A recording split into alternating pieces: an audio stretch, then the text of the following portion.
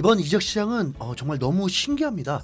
토트넘이 13년 만에 리그에서 가장 빨리 선수 영입을 하는 일이 벌어지더니 월드 클래스 선수들 영입한 것도 아닌데 3순위, 4순위 센터백 영입하는데 스카이 스포츠까지 집중 보도를 하질 않나. 이게 무슨 일이래요? 우리야 손흥민 때문에 토트넘 응원하고 있는 거라지만 이건 마치 빅클럽들 사이에 빅딜하는 것 같잖아요. 네, 토트넘은 속전속결로 오늘 새벽에 곧바로 다이어의 미넨 이적을 마무리했습니다.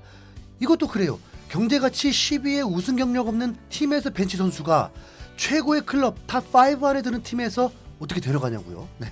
공식적으로 다이어는 미네의 선수가 됐는데 등번호는 15번, 계약 기간은 6개월이고 1년 연장 옵션이 포함됐다고 합니다. 로마노 기자는 다이어가 미넨으로 이적하면서 이번 이적은 내 꿈이 이루어지는 것이다. 어렸을 때부터 누구나 미넨 같은 팀에서 뛰는 걸 꿈꾸기 때문이다. 미넨은 전 세계에서 가장 큰 클럽 중 하나고 믿을 수 없는 역사를 가진 팀이다 라면서 미넨에 대한 기대감을 감추지 않았다고 전했죠. 미넨의 프론트 단장은 다이어 이적에 대해서 우리는 다이어와 계약할 수 있어 기쁘다. 그는 이번 이적 시장에 오랜 시간 고려 대상이었다. 그는 우리 수비진에 가치 있는 선수가 될 것이다. 그의 축구적인 능력과 국제적 경험이 경기장 안팎에서 팀에 도움이 될 것이라면서 다이어 영입에 만족감을 드러냈습니다.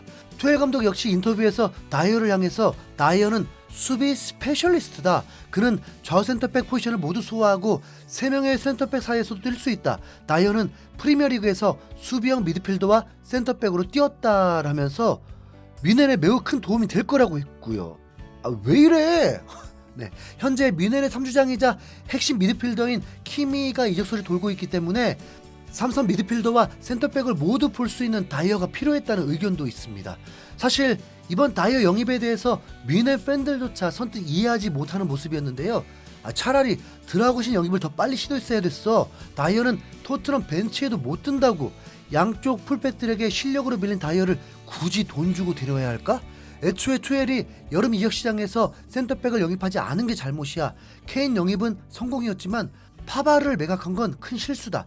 다이어를 살 바에 그냥 파바를 데리고 있었으면 됐잖아. 왜 스스로 다운그레이드를 하는 건지 모르겠네. 등등 썩 반기는 분위기는 아닌 걸로 보입니다. 최고의 팀인 미넨이 영입하는 다이어가 안 좋은 선수일 리가 없다는 이상한 프랑스인 르베프의 발언도 어제 잠깐 전해드렸는데, 실제로 투엘은 전술에서는 천재라고 불리지만 선수 영입은 약점이라고 불리고 있습니다. 특히 첼시 시절 루카쿠를 거의 1억 파운드 주고 비싸게 사왔는데 완전 대실패를 해버렸고, 지난 시즌 영입했던 센터백 쿨리발리 역시 실망스러운 활약 끝에 사우디로 갔죠. 투엘 감독이 다이어 영입을 원했다고 해서 무조건 좋다는 건 매우 잘못된 판단이고, 객관적인 팩트는 벤 데이비스와 에메르송에게 센터백 자리마저도 밀려난 선수라는 겁니다. 그래도 토트넘에 오래 있었던 선수인 만큼 더 이상 싫은 소리를 하는 것도 마음 불편하고, 다만 김민재에게 피해만 안 끼치길 바랍니다. 자, 한편 다이어 방출에 뜬금없이 딴지를 걸었던 프랑스의 프랑크 르베프 말고 또 다른 쪽에서 손흥민을 향해 시비를 걸었습니다. 아시안컵 차출로 영국에 있지도 않은 손흥민을 어이없게 걸고 넘어진 건데요. 그 주인공은 바로 리버풀닷컴입니다. 리버풀 전문 매체인 리버풀닷컴은 공격수인 다윈 누네스에 대한 소식을 전하면서 굳이 손흥민을 걸고 넘어졌습니다. 헤드라인부터 손흥민의 이름이 들어가는데 다윈 누네스가 마네를 따라잡고 손흥민을 추월하면서 자신을 재평가하게 만들었다라면서 기사 제목에 손흥민을 언급하고 있는데 흥분하기 전에 내용부터 살펴보겠습니다. 지난 카라바오컵 준결승 1차전에서 풀럼에게 2대1로 승리한 후 리버풀은 구단의 공식 계정에 선수들이 터널을 빠져나와 탈의실로 돌아가는 모습이 담긴 영상을 올렸다. 리버풀 팬들은 공격수 다윈 누네스가 좌절감이 느껴지는 표현을 한 것을 들었다고 생각했다. 그는 스페인어로 공이 골대 안으로 들어가려고 하지 않아 라고 말했다. 실제로 그랬는지 안 그랬는지 상관없이 그건 누네스의 풀럼전 활약과 관련이 있다. 카메오로 투입된 34분 동안 4번의 슈팅을 시도했지만 그는 한 골도 넣지 못했다라면서 풀럼전 누네스의 모습을 전달했습니다. 아무리 봐도 손흥민이 나올 구석이 없는데 왜 제목에 손흥민을 언급한 건지 모르겠죠. 기사 내용을 좀 더 살펴보겠습니다. 누네스의 가장 큰 문제는 그날 신들린 풀럼의 골키퍼 레노를 만났다는 점이다. 있습니다. 누네스가 각포의 크로스를 받아서 인상적인 파워로 헤드슛을 했지만 레노가 슛을 위로 쳐냈다. 또 누네스가 브래들리의 패스를 받아 공을 밀어놓고 세레머니를 하려던 찰나에 레노가 다리로 슛을 막아내기도 했다라면서 누네스가 풀럼전에 못한 게 잘못이라기보다 풀럼 골키퍼가 잘했다는 말을 하고 있네요. 네. 아마 리버풀 선수인 누네즈를 쉴드 쳐주고 잘하고 있다 격려하려는 듯 보입니다. 이어서 갑자기 누네즈를 칭찬하기 시작하는데 누네즈는 최근 15경기에서 한 골만 넣으며 의아한 통계를 보여줬다. 하지만 치명적이게도 풀럼전 역전승을 이끈 2개 어시스트로 결정적인 임팩트를 남겼다. 존스를 향한 패스는 3야드의 거리에 간단한 패스였다는 걸 인정하지만 각포의 밀어넣기로 이어진 컷백 패스는 주목할 만했다라면서 15경기 한 골에 불과한 스트라이커 누네스가 2도움을 기록한 걸 칭찬해줬습니다. 그러면서 올 시즌 누네스의 도움이 2자릿수로 과거 마네와 동률을 기록했다고 언급했죠. 마네는 윙어고 누네스는 스트라이커인데 도움 개수가 같다고 억지로 칭찬을 갖다 붙이면서 어떻게든 좋게 말하는 느낌입니다. 그리고 이제 문제에 손흥민 발언이 나옵니다. 누네즈는 이제 30경기에서 18골에 직접 관여했는데 스트라이커가 아니라 공격수로 평가한다면 훌륭한 성과다. 아래표에 따르면 잉글랜드에서 오직 6명의 선수만이 누네즈보다 더 많은 공격 포인트를 기록했다.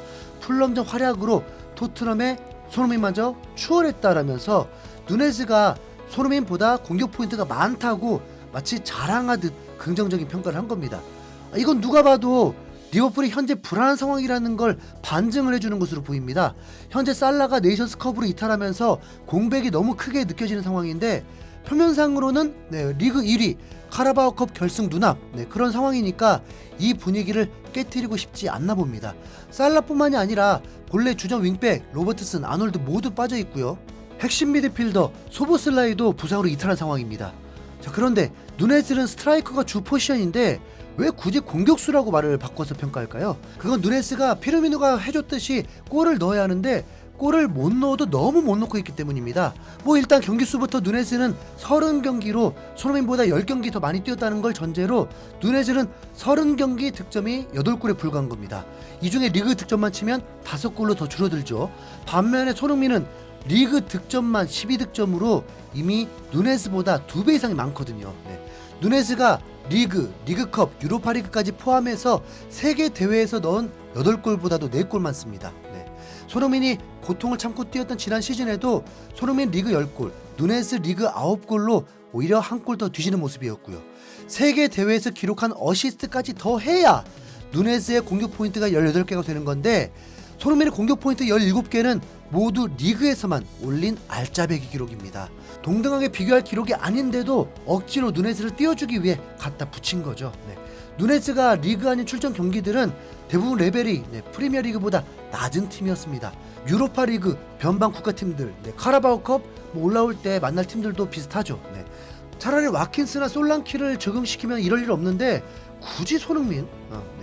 오히려 누네스는 더 창피해지죠. 더 큰 문제는 골 결정력입니다. 희한하게 못 넣어요. 골대 가까이서도 못 넣고 뻗지다 하면 골대 맞고. 누네즈와 손흥민은 차원이 다릅니다. 오죽하면 앨런 시어러가 손흥민이 골대 앞에서 볼을 잡으면 득점할 거란 사실을 의심하지 않는다라고 할까요? 클래스 차이가 나죠? 리버풀 매체 입장에서는 손흥민을 실제 영입하려고 했던 적이 있었기 때문에 지금 상황에서 손흥민을 데리고 있었다면 얼마나 좋았을까 하는 아쉬움처럼 느껴지죠. 실제로 국내 팬들 중 손흥민이 리버풀로 가길 바라는 이들 정말 많더라고요. 그런데 그 마음 잠시 접어둡시다. 요즘 시즌 느낌이 딱 토트넘이 주연이잖아요. 손흥민이 팀을 이끄니까 다 달라지네요. 기대되는 2024년입니다. 손흥민 파이팅! 이상 흰수염고래였습니다. 감사합니다.